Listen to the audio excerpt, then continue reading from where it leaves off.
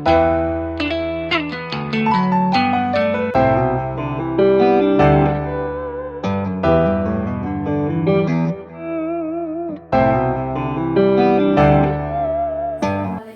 Bapak. Waalaikumsalam warahmatullahi wabarakatuh. Baik, ya teman-teman, saat ini saya bersama Bapak Kepala SMK Negeri 1 Praia Timur, Bapak Awaludin.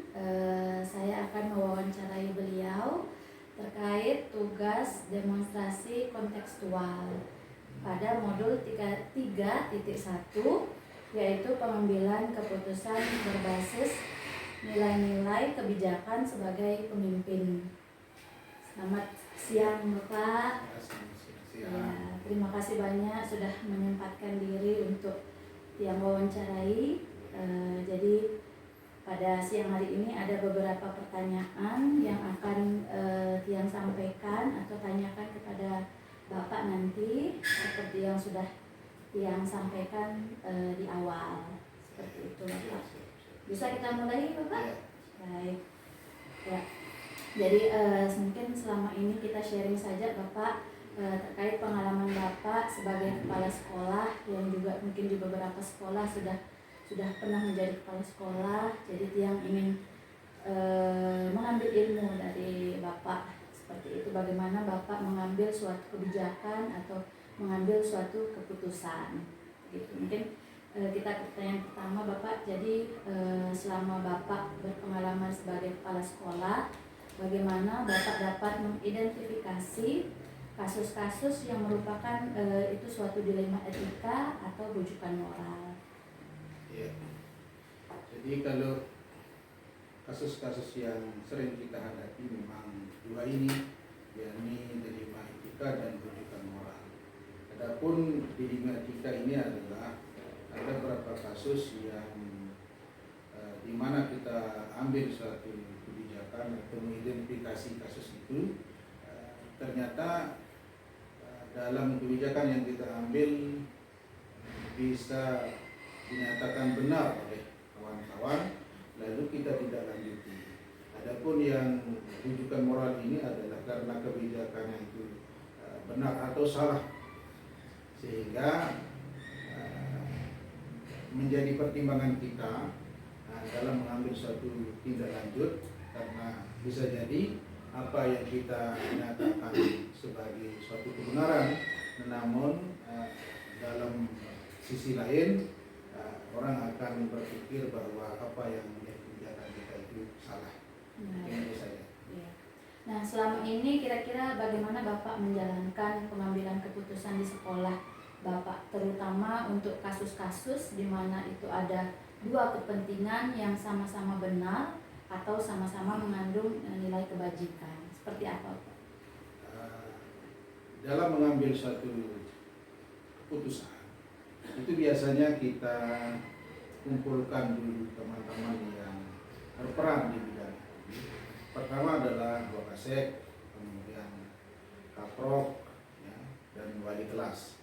Kita minta pertimbangan, kemudian setelah pertimbangan itu sudah kita putuskan, lalu kita akan sampaikan kalau ada kaitannya dengan humas masyarakat, maka kita akan sampaikan kepada komite sebagai perpanjangan, ya, komunikasi ke masyarakat, sehingga tidak ada gejolak baik itu di lingkungan sekolah maupun di lingkungan masyarakat.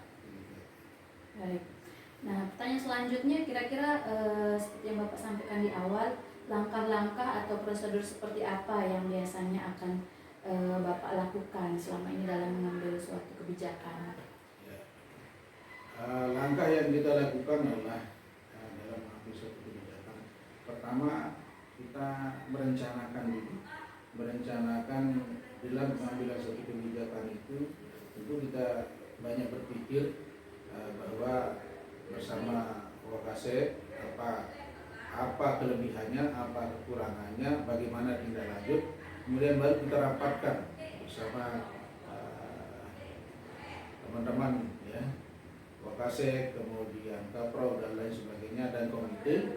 Kemudian baru kita kalau ada dengan masyarakat, maka kita akan kumpulkan komite, ya, kita undang komite, baru kita akan putuskan suatu persoalan menjadi keputusan yang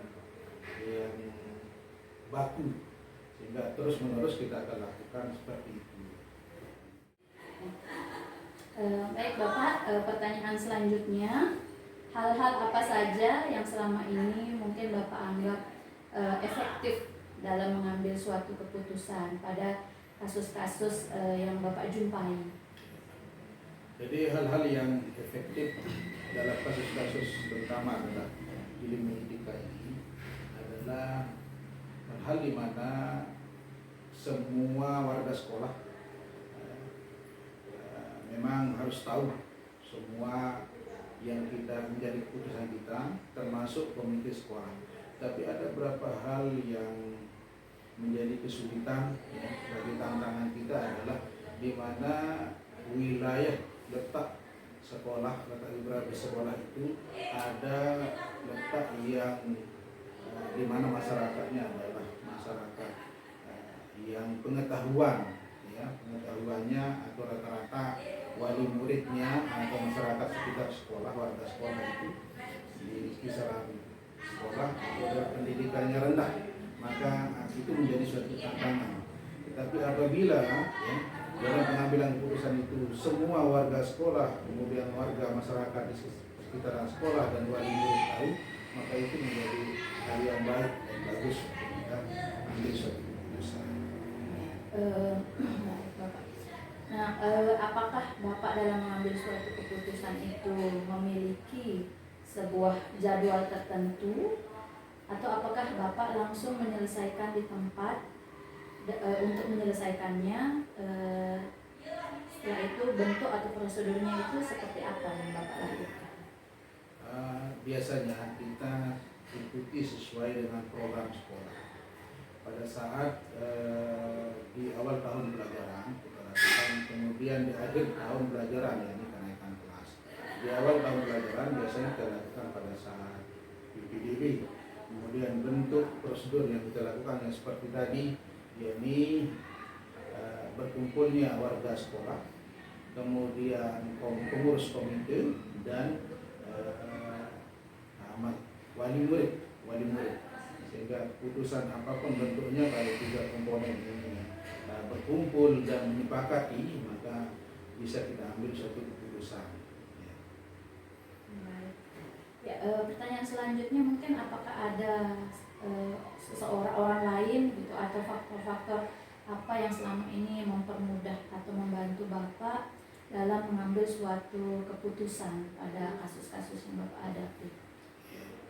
Yang pertama adalah informasi dan saran dari pengawas dinas kantor cabang dinas kabupaten, ya, kemudian dinas Dikbud, kemudian yang ketiga adalah kerjasama dari pihak komite sekolah yang bisa mempermudah semua dalam menghadapi kasus-kasus yang kita hadapi di sekolah. Baik, mungkin ini pertanyaan terakhir Bapak. Dalam hal yang telah Bapak sampaikan tadi di awal, pembelajaran apa yang kira-kira dapat Bapak ambil pada pengalaman Bapak dalam mengambil suatu keputusan? Ya. Jadi program Dilematika ini adalah program pengetahuan baru. Syukur alhamdulillah apa yang menjadi apa yang sudah saya sampaikan tadi adalah hal-hal yang baik, banyak pelajaran, banyak informasi yang baru tentang Dilematika dan rujukan moral ini yang dapat kita pedomani dalam mengambil suatu keputusan, dan ini adalah hal-hal yang sangat baik dan bagus, apalagi ini menjadi tugas dari guru kontrak, maka saya patut memberikan apresiasi kepada pembimbing guru kontrak, dan ini adalah sebagai langkah pembelajaran dalam menghadapi bagaimana dia akan menjadi calon kepala sekolah atau calon pengawas nantinya. Demikian itu saja Baik, terima kasih banyak Bapak waktunya. Begitu demikian teman-teman wawancara saya dengan Bapak Waludin sebagai Kepala SMK Negeri 1 Praia Timur. Semoga apa yang Bapak sampaikan tadi pada saya itu bisa saya menjadikan pembelajaran. Suatu saat dalam saya mengambil keputusan, saya bisa mengambil keputusan yang memang bijak untuk orang lain juga. Terima kasih untuk sharingnya Bapak. Ya, terima kasih banyak. Assalamualaikum warahmatullahi wabarakatuh. Siang Pak Rias. Selamat siang. Assalamualaikum warahmatullahi wabarakatuh. Waalaikumsalam. Sehat Bapak? Alhamdulillah. Ya. Baik, saya berterima kasih sebelumnya Bapak sudah meluangkan waktu untuk saya bisa mewawancarai Bapak terkait tugas guru penggerak saya pada angkatan 10 kali ini. Jadi tugas saya kali ini pada demonstrasi kontekstual di mana tentang pengambilan keputusan berbasis nilai-nilai kebajikan sebagai pemimpin. Jadi ada beberapa pertanyaan yang saya akan ajukan kepada Bapak nanti terkait bagaimana Bapak sebagai kepala sekolah selama ini mengambil suatu keputusan berdasarkan nilai-nilai kebajikan tersebut. Seperti itu. Tadi di awal saya sudah sempat mengirimkan kepada Bapak mengenai apa saja pertanyaan yang nanti akan saya ajukan selama wawancara. Seperti itu Bapak. Baik Bapak, mungkin selama Bapak menjabat sebagai kepala sekolah, ada mungkin Bapak menemukan berdasarkan pengalaman Bapak yang nyata, jadi kasus-kasus yang merupakan suatu dilema etika ataupun rujukan moral yang mungkin dua hal tersebut saling bertentangan tapi sama-sama benar, atau mungkin yang satu benar ataupun satu salah. Nah, untuk hal tersebut berdasarkan pengalaman Bapak, bagaimana Bapak mengidentifikasi kasus-kasus seperti ini, Bapak? Ya, jadi dalam kasus yang dilematis seperti itu biasanya kita mengidentifikasi dulu apa yang menjadi latar belakang dari suatu permasalahan itu. Tentu di sini kita akan melihat apakah ada pertentangan seperti contoh tadi suatu kejujuran begitu dengan loyalitas itu, apakah ada perbandingan antara keadilan dan belas kasih. Kalau kita mengacu kepada aturan maka keadilan harus kita tegakkan, tapi dalam satu sisi ada sisi manusia yang akan kita munculkan sebagai bentuk bahwa dalam kasus tersebut apakah oknum yang terlibat dalam kasus itu ada sisi-sisi yang perlu kita pertimbangkan sehingga menjadi sebuah kondisi yang sulit untuk diputuskan, karena memang satu sisi harus sesuai dengan aturan, sisi lain kita melihat kondisi dari yang kita beri vonis begitu, sehingga di sini perlu adanya suatu pertimbangan apakah kasus tersebut memang berkeadilan untuk semua orang atau memang ada sisi ketimpangan yang muncul dalam proses kita mengidentifikasi suatu permasalahan itu. Jadi akan ada satu bujukan moral yang akan kita munculkan sebagai bentuk sisi akhir di dalam mencerna permasalahan yang ada. Bujukan moral itu apakah nanti bisa masuk berdasarkan aturan ataukah nanti kita masuk berdasarkan belas kasih. Nah, itu akan bisa kita membuat sebuah benang merah di situ, mengalur benang merah bahwa ini bisa dilakukan dua-duanya berdasarkan aturan, tapi di situ juga kita melihat belas kasih terhadap oknum yang melakukan sebuah permasalahan yang kita identifikasi dalam kasus tersebut. Baik. Nah, seperti Bapak sampaikan tadi di awal, selama ini bagaimana Bapak itu menjalankan pengambilan keputusan di sekolah saat ini, terutama untuk kasus-kasus di mana ada ini dua kepentingan yang sama-sama benar atau sama-sama mengandung nilai kebajikan. Jadi seperti apa Pak? Ya, kalau kita di sini berdasarkan pengalaman saya Bu ya, jadi kita harus melakukan identifikasi masalah dulu. Identifikasi masalah ini dengan cara kita mengumpulkan informasi yang relevan. Apakah masalah itu nanti akan bermuara pada dua keputusan yang sangat-sangat dilematis, ataukah memang bisa kita mengambil satu keputusan yang akan meredakan kedua belah pihak gitu. Jadi intinya di sini kita akan melihat situasinya dulu. Situasinya dulu kita lihat, baru kita biasanya dengan melibatkan diskusi dengan pihak-pihak lain seperti guru, seperti wakil kepala sekolah dan seperti guru-guru BK untuk melihat permasalahan secara gamblang. Seperti itu cara kita untuk mengidentifikasi masalah yang ada. Sehingga nanti kalau informasi-informasi yang kita dapatkan itu sudah relevan dan sudah bisa dipertanggungjawabkan informasi itu, maka akan membantu kita di dalam mengambil sebuah keputusan yang baik. Nah, tahap akhir yang perlu kita lakukan adalah dengan cara kita berkomunikasi dengan semua pihak dan melihat sisi positif dan sisi negatifnya dalam kasus tersebut.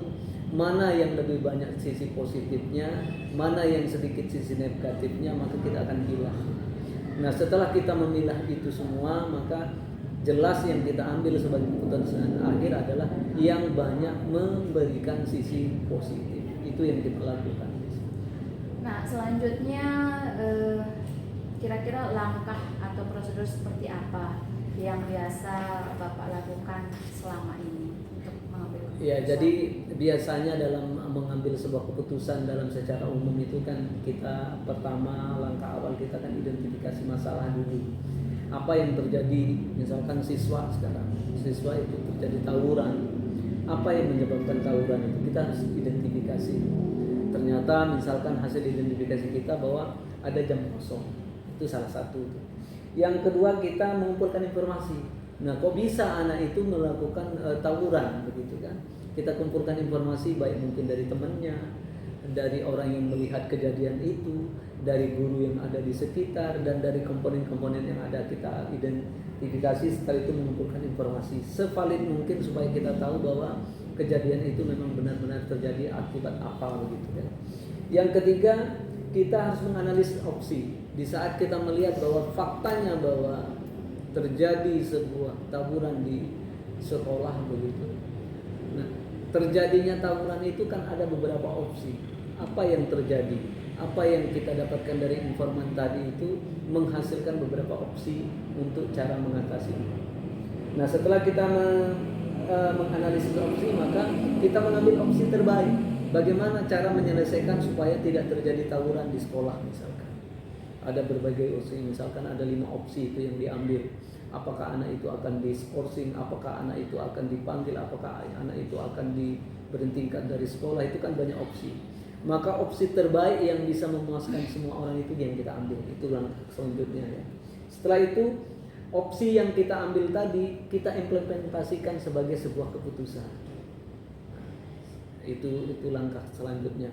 Opsi yang kita pilih tadi kita implementasikan sebagai sebuah keputusan. Sehingga setelah keputusan itu dilakukan, apa hasilnya? Kita melakukan umpan balik, evaluasi dan umpan balik. Oh, ternyata keputusan kepala sekolah kemarin mengambil karena ada tawuran itu, ini yang diambil keputusan A, ternyata setelah dievaluasi itu yang memang benar. Umpan baliknya ternyata setelah diambil keputusan itu anak sudah tidak tawuran lagi. Nah, seperti itulah langkah kita di dalam menyelesaikan permasalahan yang ada di sekolah. Baik Bapak, nah selanjutnya hal-hal apa saja yang selama ini Bapak anggap itu efektif pada saat Bapak mengambil keputusan pada kasus-kasus yang Bapak jumpai, misalnya suatu dilema seperti apa? Jadi memang kita sebagai kepala sekolah di saat menemukan kasus dilema etika ini sangat mempunyai tantangan yang besar ya. Dalam kita mengambil keputusan pun tidak semerta-merta berdasarkan pemikiran kita, tapi paling tidak di sini kita dasari dengan 3 keadaan, yaitu keadilan, kejujuran, dan integritas. Karena dengan ketiga ini maka keputusan yang kita ambil itu bisa dipastikan akan bisa memuaskan semua pihak. Karena apa? Keadilan itu kan suatu hal yang sangat prinsip dalam memutuskan sesuatu. Apalagi ditambah dengan sebuah kejujuran, maka kejujuran itu akan melahirkan suatu keputusan yang mutlak yang akan bisa diterima oleh semua orang. Apalagi di sini kita memunculkan karakter kita sebagai orang yang berintegritas, tidak mencela-mencela, tidak memihak karena keluargaan dan lain sebagainya, bahwa kita memegang teguh prinsip-prinsip yang ada. Nah, tentu ini juga sebuah tantangan yang besar yang sering kali kita hadapi.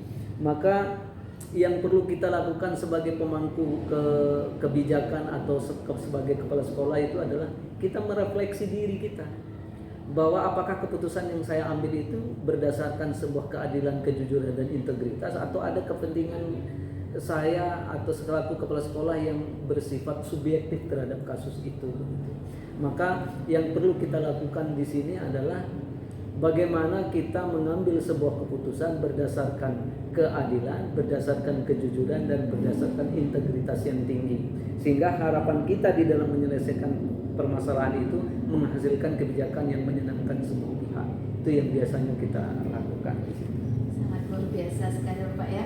Nah, terkait itu kira-kira selama ini merupakan bila ada tantangan dalam pengambilan keputusan, kira-kira hal-hal apa saja yang menjadi tantangan tersebut pada saat Bapak mengambil keputusan? Ya, pada saat kita mengambil keputusan dalam kondisi dilema etika itu, yang paling mempengaruhi itu adalah minimnya informasi terhadap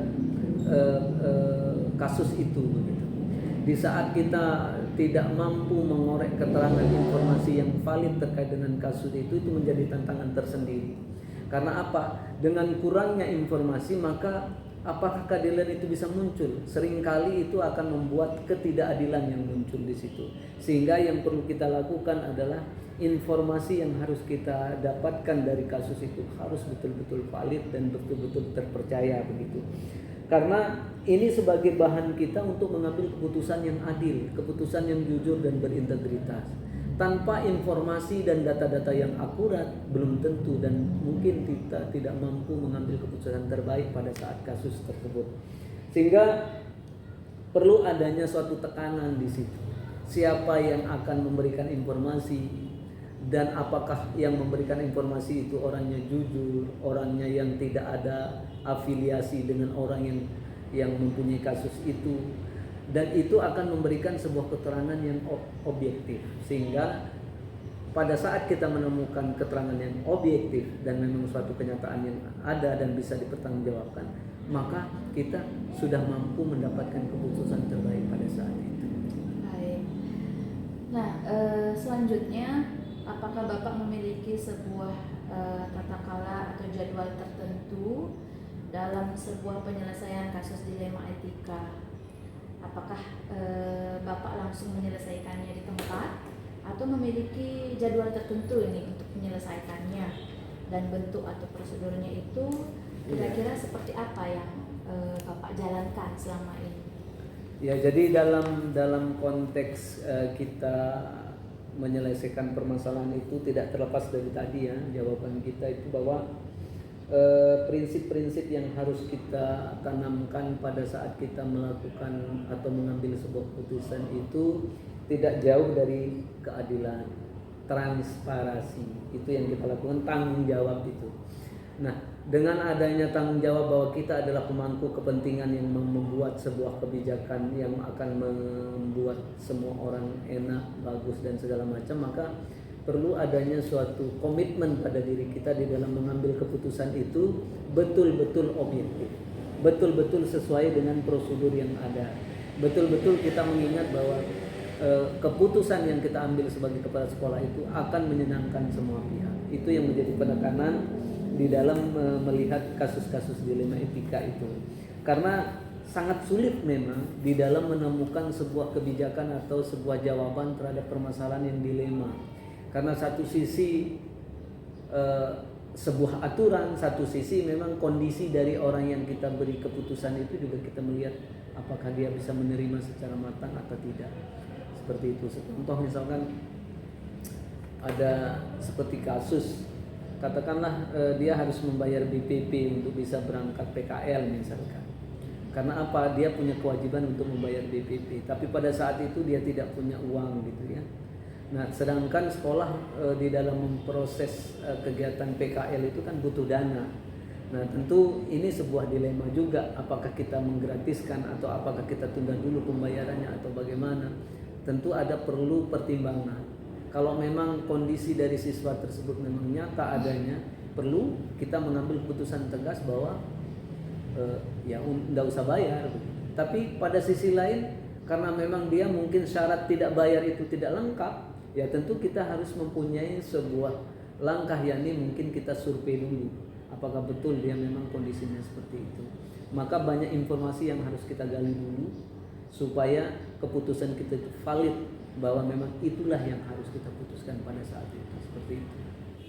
Selanjutnya, adakah seseorang atau faktor-faktor apa yang selama ini mempermudah atau membantu Bapak dalam mengambil suatu keputusan atau kebijakan dalam kasus-kasus seperti yang Bapak sampaikan sebelumnya? Ya, jadi di dalam dilema etika itu, kasus dilema etika itu seringkali kita juga punya tantangan berat untuk pribadi di dalam memutuskan. Cuman satu sisi yang akan kita lakukan sebagai kepala sekolah adalah kita mencari mentor. Artinya mencari mentor di sini adalah orang yang berpengalaman atau orang yang seringkali menangani kasus tersebut. Katakanlah sekarang ada kasus siswa begitu, yang seringkali menghadapi kasus tersebut adalah guru BK misalkan. Ya, kita undang guru BK untuk berdiskusi. Apa baiknya, bagaimana cara kita memutuskan ini, atau mungkin wakil kepala sekolah bagian humas atau kesiswaan kita kumpulkan. Apa yang harus kita ambil dalam keputusan ini? Tentu dari pengalaman-pengalaman mereka itulah yang membantu kita di dalam mengambil keputusan terbaik. Mengambil keputusan terbaik di situ, karena memang informasi dari orang-orang yang berpengalaman itu sangat berpengaruh terhadap kebijakan yang akan kita ambil. Dan juga yang menjadi bantuan kita adalah kode etik yang sudah kita sepakati di sekolah. Nah, tata tertib yang ada di sekolah itu atau kode etik yang sudah kita sepakati bersama di dalam sekolah itu menjadi pembantu kita di dalam mengambil sebuah keputusan. Di samping tadi ada orang-orang yang berpengalaman di sekitar kita. Sehingga kalau kita sudah mengacu kepada tata tertib di sekolah yang sudah disepakati bersama, maka akan mempermudah kita di dalam mengambil keputusan. Apakah dalam kasus tersebut itu harus dengan tegas sesuai dengan aturan yang ada di tata tertib, ataukah ada pertimbangan-pertimbangan lain yang akan membantu kita di dalam mengambil keputusan yang lebih efektif lagi, seperti itu. Baik, ya. Mungkin terakhir Pak ya. Oh iya. Dari semua yang telah Bapak sampaikan tadi mengenai mengidentifikasi masalah, lalu kita mengumpulkan informasi, menganalisis opsi penyelesaian masalah, sampai nanti Bapak mengambil keputusan itu. Nah, kira-kira pembelajaran apa yang dapat Bapak petik dari pengalaman Bapak mengambil keputusan yang bisa Bapak sampaikan? Ya, pengalaman yang bisa kita petik dari hal-hal kasus-kasus yang seperti itu adalah bahwa kita diajarkan dulu untuk melakukan empati, tanggung jawab, kejujuran, keadilan yang kita harus junjung tinggi dalam sebuah keputusan itu. Tidak hanya serta-merta karena kekuasaan kita sebagai kepala sekolah, tapi lebih banyak pada bagaimana melihat lingkungan itu lebih kondusif dengan cara kita mengambil keputusan terbaik yang akan bisa memberikan dampak positif terhadap semua orang terhadap kasus tersebut. Dan juga yang paling utama di sini adalah jangan takut mencari bantuan, jangan takut mencari nasihat orang lain, karena itu sangat berpengaruh terhadap pola pikir kita. Kalau kita merasa tinggi di satu lembaga, maka kita tidak mungkin akan mendapatkan keputusan terbaik karena mengacu kepada otak kita sendiri. Tapi kalau kita tidak takut atau tidak malu mencari bantuan yang orang lain dari guru-guru yang mana yang bisa membantu kita, maka kita akan mendapatkan suatu kebijakan yang sangat luar biasa yang akan memuaskan semua pihak. kita harus terbuka, kita harus menerima nasihat dan segala macam dari orang lain yang sekiranya itu bisa membantu dalam mengambil keputusan terbaik untuk kita. Gitu. Baik, sangat luar biasa sekali Bapak percakapan kita siang hari ini. Ya. Walaupun singkat, tapi saya banyak mengambil pelajaran dari apa yang sudah Bapak sampaikan berdasarkan pengalaman Bapak. Jadi demikian teman-teman wawancara saya bersama Bapak Rias Sandi Miswardani, Kepala Sekolah SMK Negeri 1 Praia Tengah. Semoga nantinya apa yang Bapak sampaikan saya juga dapat menerapkannya bila suatu hari saya juga menjadi suatu pemimpin atau pada saat di dalam kelas saya juga mengambil suatu keputusan, saya juga bisa melakukan seperti yang Bapak sampaikan tadi. Terima kasih banyak Bapak atas waktunya. Semoga Bapak sehat terus. Assalamualaikum warahmatullahi wabarakatuh. Waalaikumsalam warahmatullahi wabarakatuh. Terima kasih atas kunjungan.